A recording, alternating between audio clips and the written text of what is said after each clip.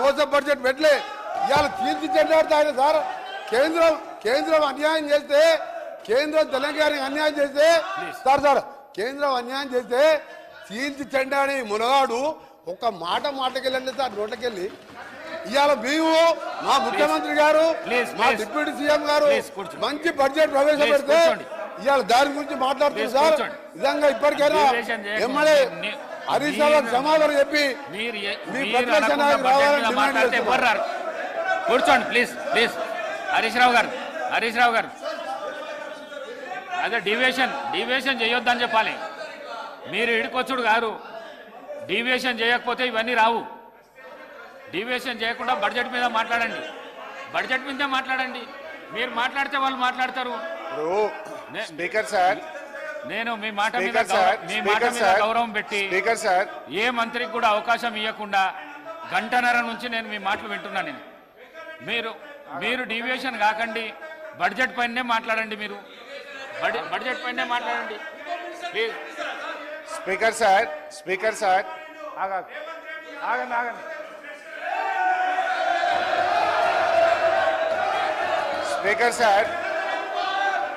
Speaker sir ఇప్పుడు గంటన్నర అంటున్నారు. గంటన్నరలో ముఖ్యమంత్రి గారు, ఉప ముఖ్యమంత్రి గారు, శ్రీధర్ బాబు గారు, జూపల్లి గారు, కోమటిరెడ్డి గారు, 5 మంత్రులు మనిషికి 3 సార్లు లేస్తే ఇక నేను గంటన్నరలో నేను ఏం మాట్లాడినట్టు? ఈజ్ ఇట్ నాట్ డిస్టర్బెన్స్ అధ్యక్ష? ఒకటి. రెండవది అధ్యక్ష, ఇప్పుడు నేను కోమటిరెడ్డి గారికి ఘాటుగా సమాధానం చెప్పగలుగుతా, కానీ నా బాధ ఏంటంటే ఇట్ విల్ డీవియేట్. ఆయనకేమో హాఫ్ నాలెడ్జ్. ఇప్పుడు ఆయన ఏం మాట్లాడిండు? Yes you are a half knowledge fellow.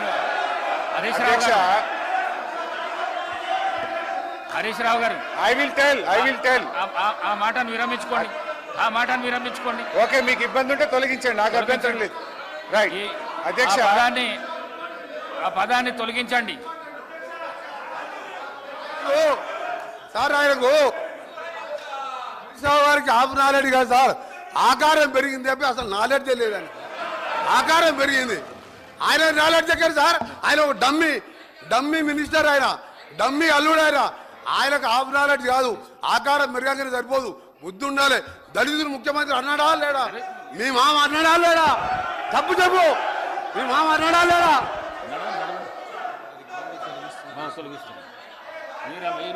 Speaker sir, ఇదే కోమటిరెడ్డి వెంకటరెడ్డి గారు 50 కోట్లకు పిసిసి అధ్యక్ష పదవి కొనుక్కున్నారు రేవంత్ రెడ్డి గారని ఈయనే చెప్పింది కదా సార్. మరి దాన్ని ఏమంటారు అధ్యక్ష?